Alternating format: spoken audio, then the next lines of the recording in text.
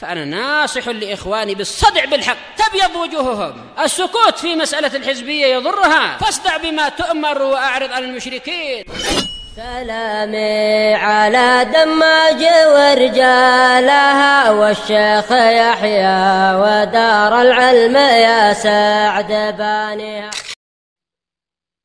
Bismillahirrahmanirrahim. Alhamdulillahi hamdan katsiran thayyiban mubarakan fih kama yuhibbu rabbuna wa yardah. Asyhadu an la ilaha illallah wahdahu la syarika lah. Wa asyhadu anna Muhammadan abduhu wa rasuluhu sallallahu alaihi wa ala alihi wa ashabihi ajma'in, amma ba'd. Ikhwanil kiram rahimani wa rahimakumullah. Kita masih pada pembahasan terkait hibah, atiyah, wasiyah, dan pembahasan terakhir kemarin terkait hadiah. Semuanya berujung pada pemberian, cuman beda-beda dari sisi hukumnya. Dan terkait masalah hadiah, apa bedanya dengan hal-hal yang lain dari hibah, sedekah, infak, atau wasiyah? Apa ciri khas pada hadiah yang tidak ada pada hal-hal yang lain dzikri?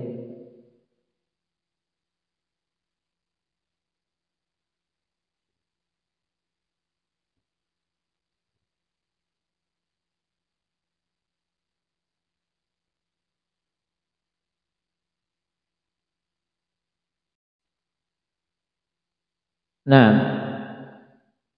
hadiah akan pemberian secara cuma-cuma sebagai bentuk apa? Ikram. Nah, sebagai bentuk pemuliaan.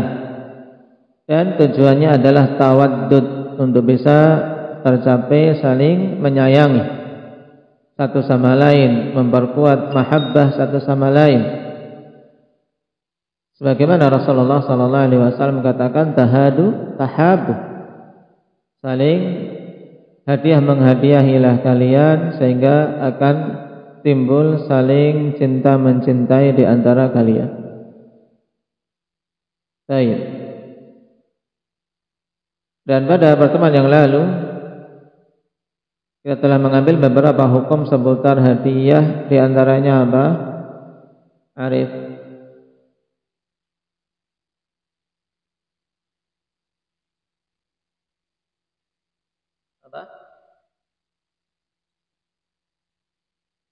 Orang-orang yang dilarang untuk menerima hadiah, siapa itu?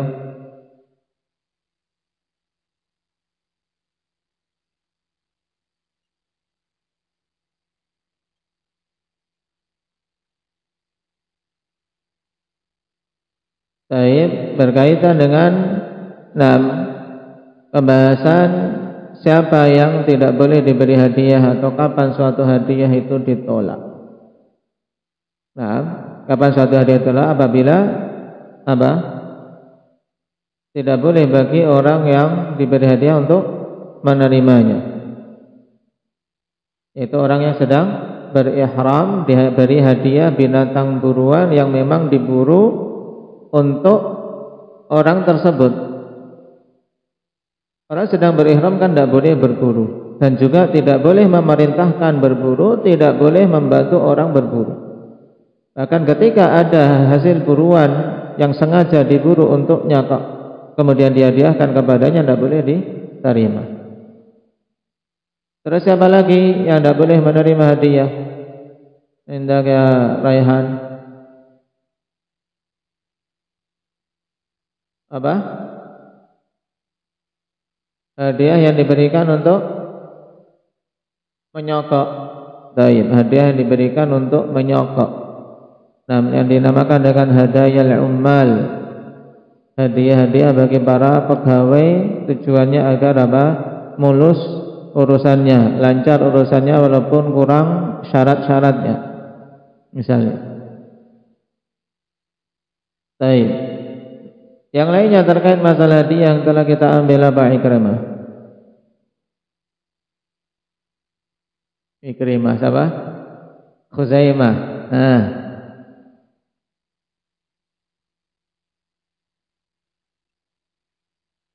Apa dari hukum seputar hadiah yang telah kita ambil? Hukum asal kalau diberi hadiah apa?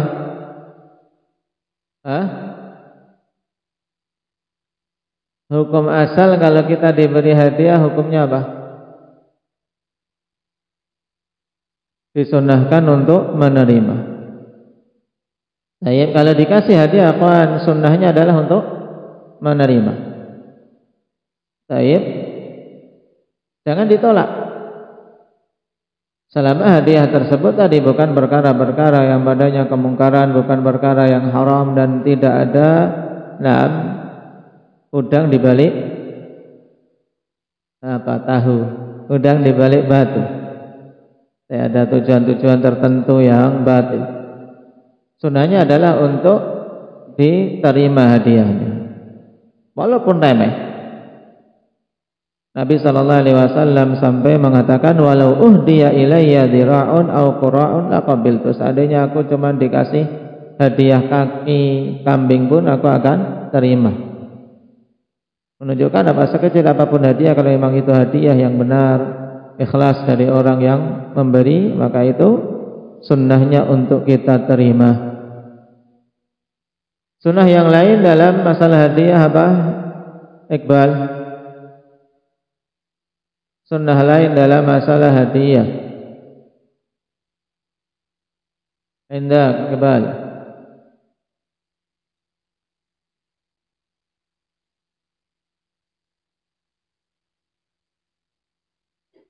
Sunnahnya untuk antum kasihan nggak pernah kasih hadiah jadi nggak tahu sunnahnya ya. Bisa minta hadiah habisnya. Indah ke Abdurrahman.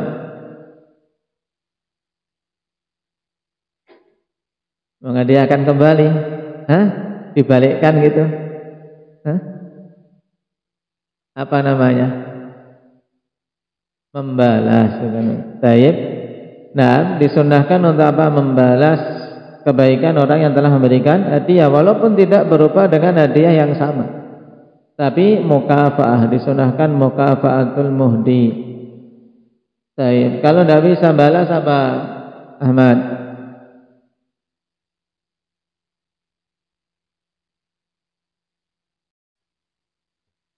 Baik. Nah, ungkapan jazakumullahu khairan itu minimal mukafaah untuk seorang yang tidak bisa membalas kebaikan dengan kebaikan. Baik. Sekarang kita masuk pada pembahasan berikutnya, akhwanifillah, yaitu beberapa hukum seputar keterkaitan harta anak dengan orang tua. Dikatakan oleh Imam As-Sa'di rahimahullahu taala di sini, walil abi an yatamallaka min mali waladihi ma syaa ma lam yadurrah.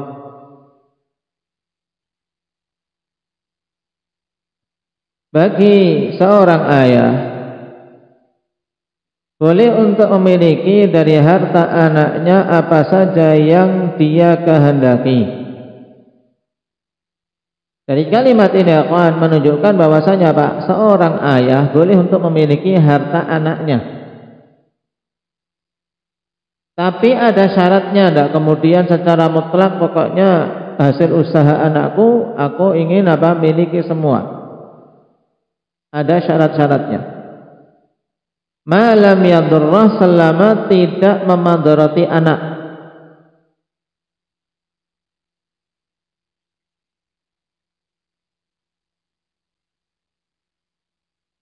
Au yu'tihi liwaladin akhar, atau selama dia tidak memberikan kepada anak yang lain, yaitu ngambil dari harta anaknya yang satu kemudian diberikan ke anaknya yang lain.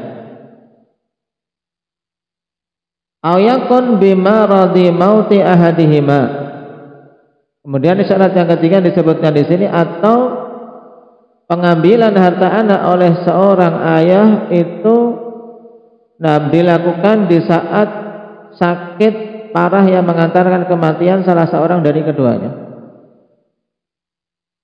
Di sini disebutkan beberapa syarat untuk seorang ayah boleh mengambil harta anaknya tanpa izin.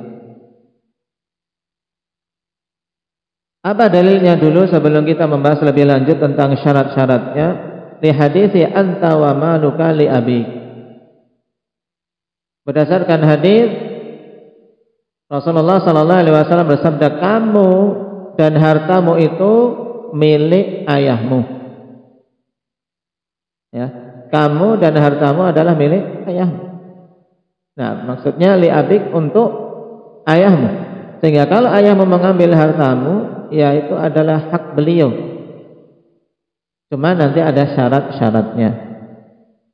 Baik. Hadis ini akan dikeluarkan oleh Imam Abu Dawud dan Ibnu Majah dari hadis Amr bin Syu'aib an abihi an jaddi. Wa akhrajahu Ibnu Majah min hadis Jabir wa qad ruwiya al-hadits an adadin min as-sahabah.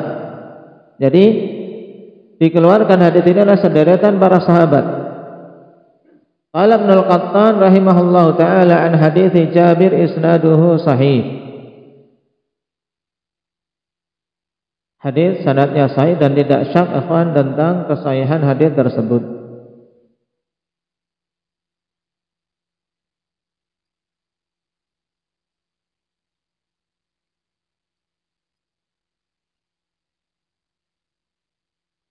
Telah mensahihkannya Imam Al-Albani rahimahullahu taala dalam Irwaul Ghalil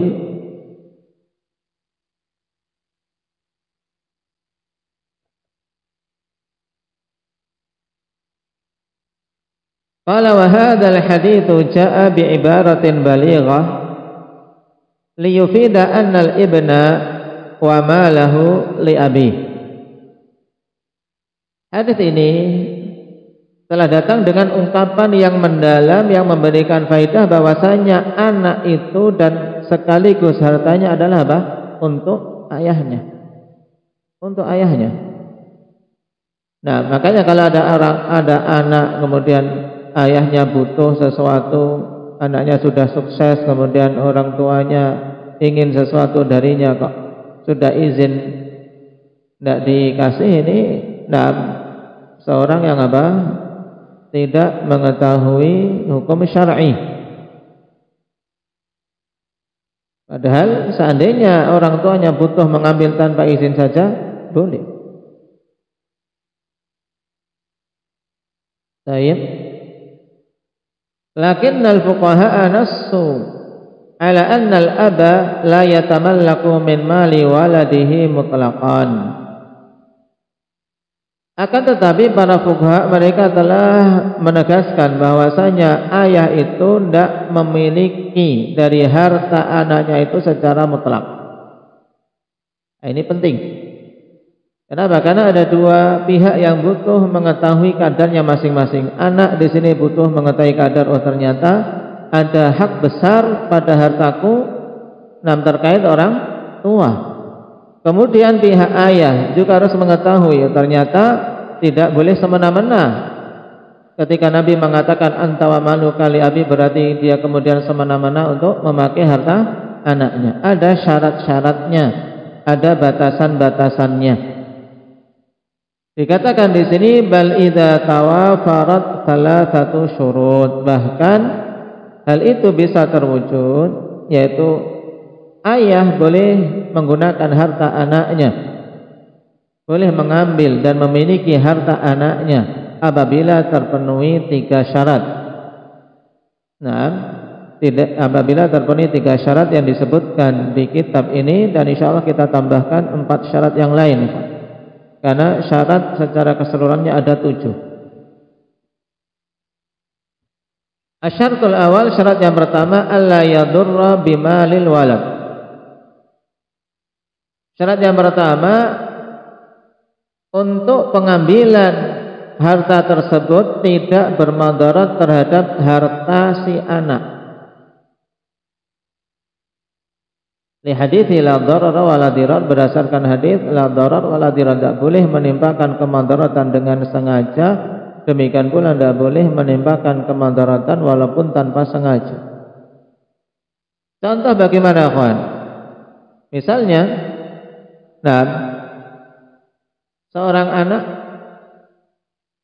punyanya makanan pokok, kemudian makanan pokok ini diambil semua oleh orang tuanya. Ini bermadarat bagi si anak. Bermadarat bagi si anak, maka tidak boleh yang demikian. Baik.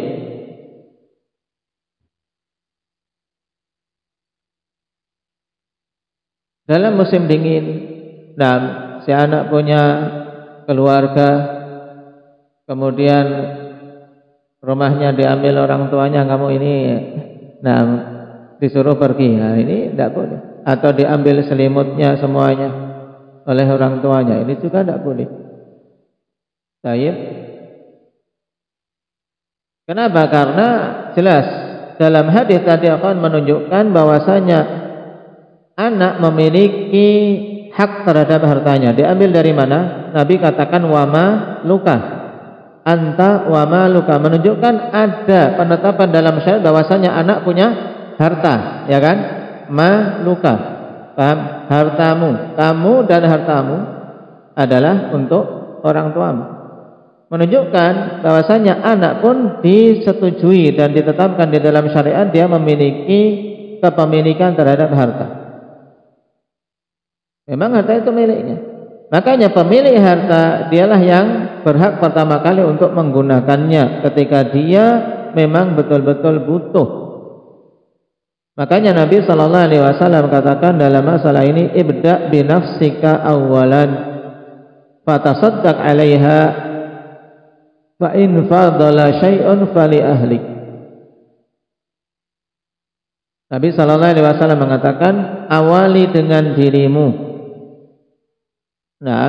Kemudian jika tersisa baru kepada keluargamu. Ini pada asalnya. Cuman terkadang namanya anak tentunya ingin ihsan. Seandainya selimut cuma satu, orang tuanya butuh, bagaimanapun seorang anak tetap akan rela berkorban memberikan bagi orang tuanya. Cuman kalau kita mau bicara tentang hukum apakah harus atau tidak, maka tidak ada keharusan ketika dia memang betul-betul butuh untuk dirinya.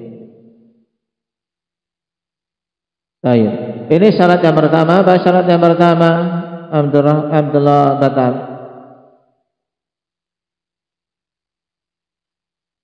Tidak boleh memandarati harta si anak. Baik, atau diambil semuanya, atau malah dirusak dan seterusnya. Syarat yang kedua, asyartu tsani alla ya'khudha mala waladin wa yu'tihi waladan akhar.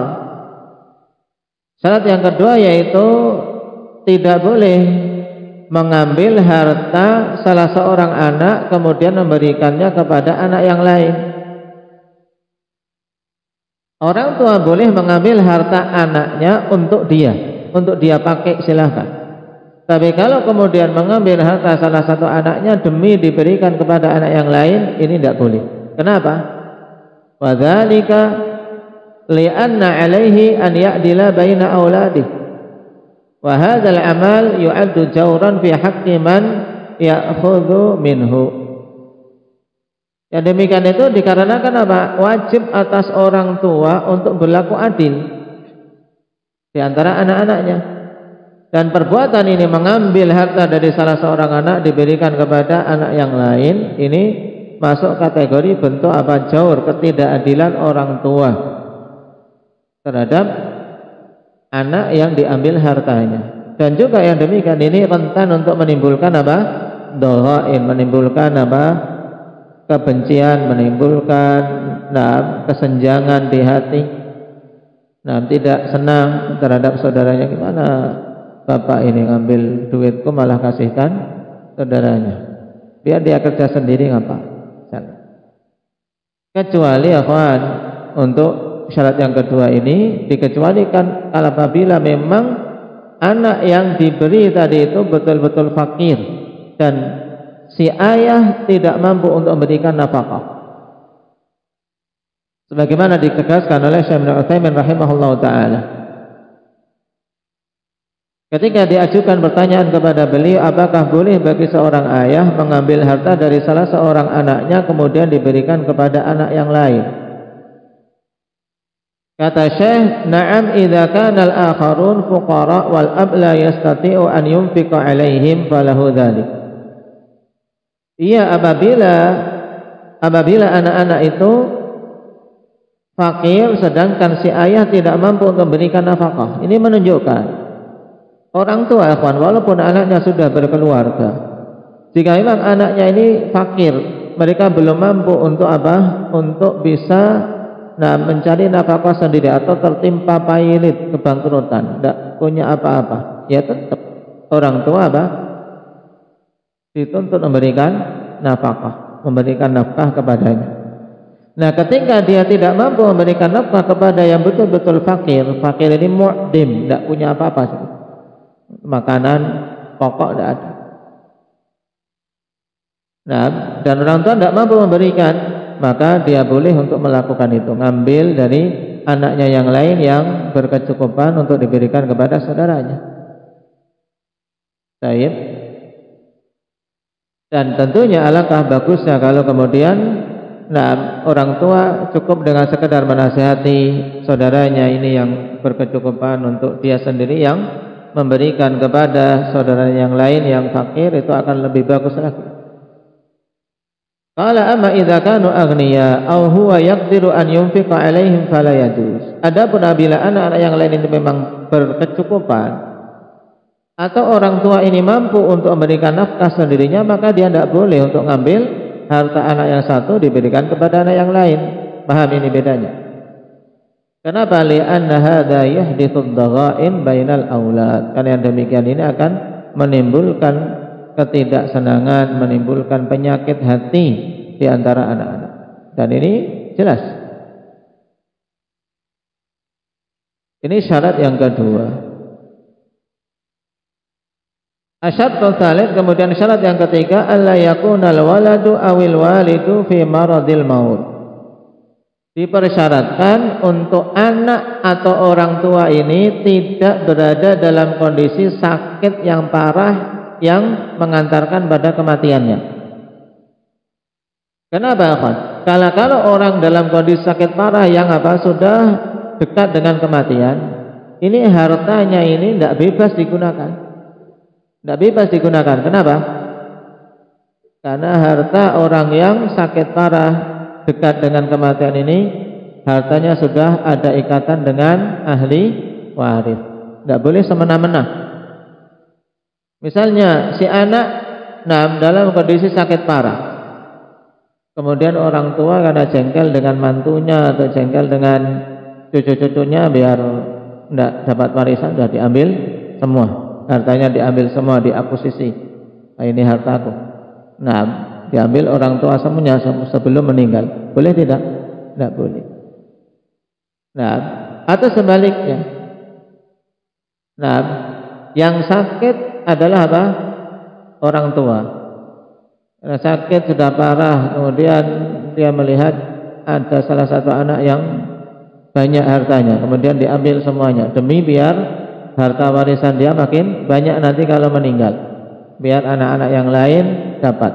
Nah, ini juga tidak boleh. Jadi intinya syarat yang ketiga, tidak boleh anak ataupun orang tua itu dalam kondisi sakit parah menjelang kematian. Kenapa? Wadzalika li'annal mala hina idzin ta'allaqa bihi haqqul warathah. Yang demikian itu karena ketika seorang dalam kondisi sakit parah menjelang kematian ini, hartanya berkaitan dengan ahli waris. Ya, kaitannya dengan ahli waris. Baik. Kemudian ditambahkan syarat yang keempat, akhwan.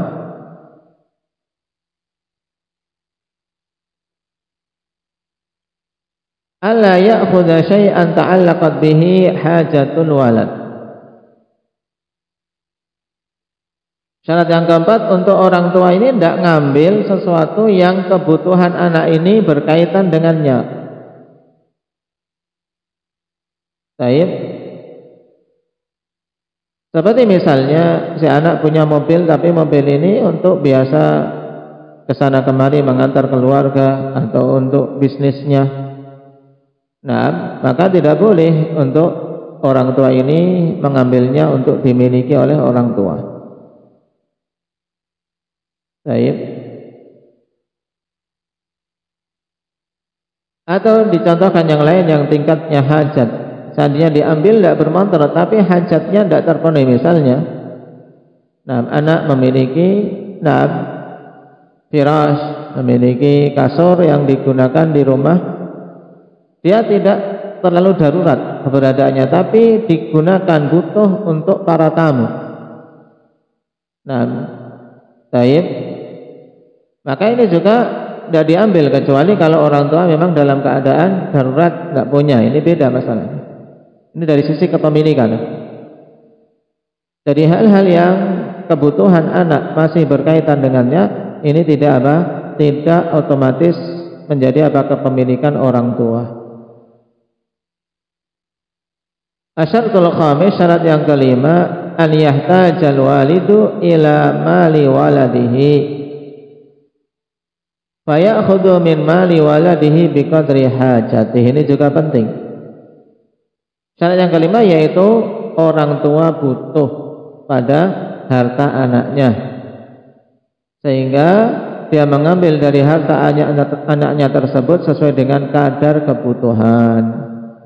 Ini syarat yang sangat penting untuk dipahami, bahwasanya hadis anta wa maluka li abik itu maksudnya kalau orang tua butuh. Bahkan ini sebenarnya merupakan syarat yang harus disebutkan pertama kali.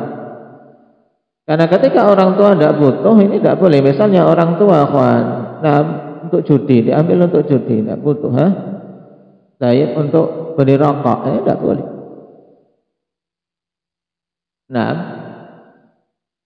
Dan Al-Hafidz Ibnu Hajar rahimahullahu taala telah menegaskan, annahu la yajuzu lil abbi bil ittifaq an ya'kula min mali waladihi idza ihtaja ilaih. Ini yajuzu lil ab bil ittifaq. Boleh bagi orang tua berdasarkan kesepakatan para ulama. Untuk apa? Memakan dari harta anaknya apabila dia butuh. Apabila butuh boleh. Maka ini syarat, memang orang tua butuh. Dan ini termaktub dalam hadis Aisyah radhiyallahu anha yang dikeluarkan oleh Imam Al-Hakim dan syaratnya sahih, dimasukkan oleh Imam Al-Albani dalam As-Sahihah. Padanya faidah bagus pada hadis ini. Nabi sallallahu alaihi wasallam mengatakan, inna auladakum hibatullahi lakum yahabu liman yasha'u inatha wa yahabu liman yasha'u dzukur fahum wa amwaluhum lakum idza tajtum ilaiha. Jadi dari sisi mana kok anak-anak ini milik kita, milik orang tua? Anak-anak kok milik orang tua, harta mereka juga milik orang tua. Dari sisi mana? Ini urut-urutannya disebutkan oleh Nabi. Nabi sallallahu alaihi wasallam mengatakan, inna auladakum hibatullahi lakum. Sesungguhnya anak-anak kalian itu adalah pemberian Allah untuk kalian. Hibah dari Allah untuk kalian. Allah menghibahkan bagi siapa saja dia kehendaki anak perempuan, dan Allah menghibahkan bagi siapa saja yang dikehendakinya anak laki-laki. Ini hibah dari Allah. Fahum, sehingga mereka yaitu anak-anak, wa amwaluhum, dan harta-harta mereka, lakum, itu untuk kalian. Nah di sini, jadi anak-anak karena itu adalah hibah Allah ya untuk kalian, dan harta mereka pun untuk kalian. Cuman terkait masalah harta, apa kata Rasul sallallahu alaihi wasallam? Idza tajtum ilaiha, apabila kalian butuh kepadanya. Baik, fahum wa amwaluhum lakum idza tajtum ilaiha. Ini penting untuk ditambahkan di kitab kalian. Karena Syalbani rahimahullah taala juga menegaskan wa fil hadithi faidatun fiqhiyatun hammah qad la tajiduha fi ghairi. Pada hadis ini terdapat faidah fikih yang sangat penting yang mungkin engkau tidak mendapatinya pada selainnya. Yaitu apa? Terkait pembatasan lafaz yang mutlak pada hadis anta wa malu kali abik. Kamu dan hartamu untuk ayahmu. Ini lafaz yang mutlak. Tayyib. Tapi mutlaknya ini telah diberi batasan. Tayyib. Dengan apa? Idza tajtum ilaiha. Jika ayah itu butuh padanya. Kalau tidak butuh, ya tidak boleh ngambil semena-mena. Ini. Wahia annahu yubayyinu anal hadits al-masyhura anta wa maluka li abik laisa ala itlaqih. Yaitu faedah tersebut bahwasanya hadis ini menerangkan bahwasanya hadis yang masyhur engkau dan hartamu itu untuk ayahmu tidaklah secara mutlak. Bihaitsu annal aba ya'khudhu min mali ibnihi ma yasha kalla, di mana ayah itu kemudian mengambil dari harta anaknya semaunya sendiri. Tidak demikian. Wa inna ma ya'khudhu ma huwa bihajatin ilaih. Hanyalah boleh ayah itu mengambil dari harta anak yang dibutuhkan. Yang si ayah ini butuh, maka apa? Maka baru boleh mengambil. Nah, ini faedah bagus dari hadis apa tadi? Hadis Aisyah dalam Mustadrak Hakim. Syarat yang keenam, an yakunal abu hurran. Dipersyaratkan bapak tersebut adalah seorang yang merdeka, bukan budak. Karena kalau budak, nah, dia tidak boleh mengambil harta anaknya yang merdeka. Kenapa?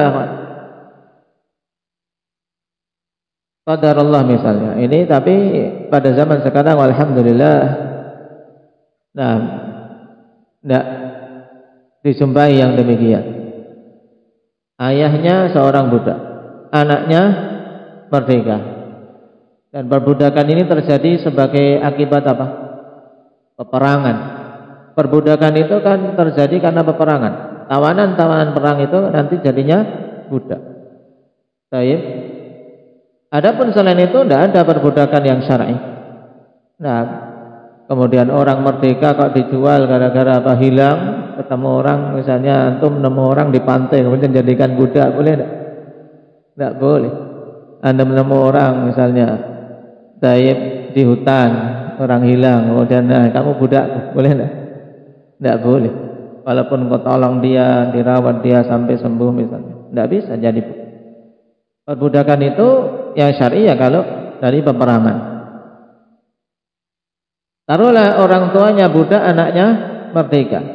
Maka budak ini tidak bisa mengambil harta anaknya, nah, semaunya sendiri. Kenapa? Karena budak itu tidak punya kepemilikan harta. Budak itu nanti kalau ngambil harta anaknya sama dengan ngasih ke tuannya. Ya, tuannya tidak boleh. Dan dalam kondisi seperti ini tentunya seorang anak hendaknya berjuang demi bisa memerdekakan ayahnya. Dan itu salah satu bakti yang bisa menebus jasa orang tua. Sebagaimana Nabi sallallahu alaihi wasallam telah tegaskan. Nah, la yajzi waladun walidah illa an yajidahu mamlukan. Nah, fayashtariyahu fayu'tiqah. Seorang anak itu sama sekali tidak akan mampu untuk bisa membalas kebaikan orang tuanya. Bagaimanapun yang dia lakukan tidak akan bisa membalas. Yang bisa dia berupaya berbuat bakti, menunaikan hak orang tuanya. Tapi kalau untuk membalas kebaikan orang tua tidak akan mampu kalian. Kecuali satu kondisi, dia mendapati orang tuanya sebagai budak, kemudian dia beli dan dimerdekakan. Ini baru bisa. Nah, dan kesempatan itu bagi kita tidak ada, ya kan? Orang tua kita bihamdillah orang-orang yang merdeka. Berarti, nah, harus terpatri pada diri kita. Sebaik apapun yang kita upayakan masih kurang untuk bisa membalas mereka, maka harus berjuang membalas, berbuat baik, menyenangkan hati mereka. Jangan sekali-kali membuat mereka sedih, marah. Nasallallahu al-afiyah. Asyartu sabi', syarat yang ketujuh, alla yakunal walad a'la minhu fid din.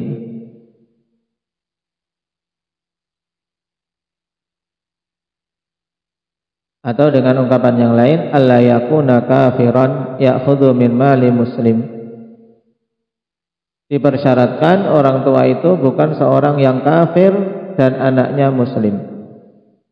Kenapa? Karena kalau orang kafir tidak boleh dia mengambil dari harta anaknya yang muslim, sebab tingkatannya agama anak di atas agama orang tuanya. Orang tuanya kafir. Jadi intinya untuk syarat yang ketujuh, dipersyaratkan orang tuanya harus muslim, tidak boleh orang tuanya kafir. Hal ini sebagaimana disebutkan dalam Al-Mughni juga oleh Imam Ibn Utsaimin dalam Syarhul Mumti'. Jadi keseluruhannya ada 7 tentang syarat diperbolehkan atau syarat kepemilikan harta anak oleh orang tua. Apa saja tadi? Coba sebutkan entah yang Mujahid secara cepat. Yang pertama, tidak memandarati harta si anak. Yang kedua, apa Fadil?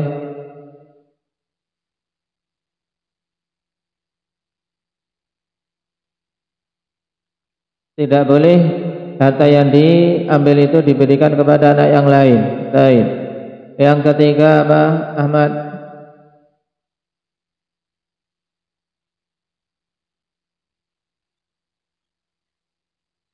Anak dan orang tua tersebut tidak boleh dalam kondisi sakit yang bisa mengantarkan pada kematiannya.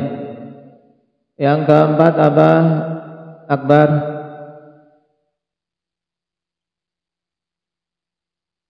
Tidak boleh mengambil harta anak yang anak itu punya hajat terhadapnya. Punya hajat terhadapnya. Yang kelima apa, Jabir?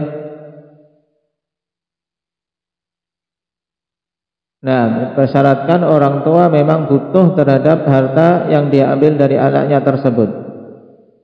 Kalau tidak butuh, tidak boleh. Yang keenam apa, Khairan?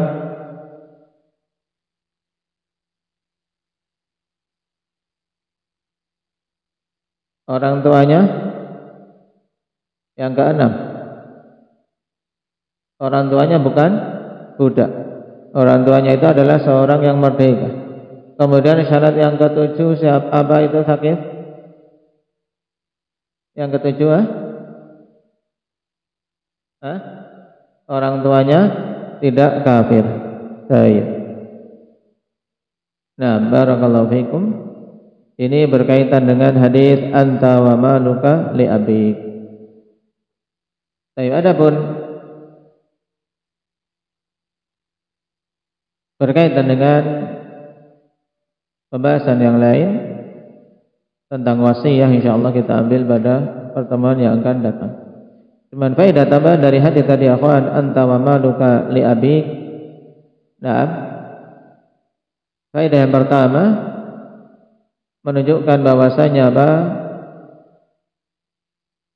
anak diakui kepemilikan terhadap hartanya. Selainnya disebutkan tadi, anak diakui kepemilikan terhadap hartanya. Kenapa? Karena Nabi mengatakan wa maluka, diidhafahkan harta kepada anak, menunjukkan anak ini memang punya, dia punya kepemilikan. Baik. Sehingga yang menzakati harta si anak ya anak itu sendiri.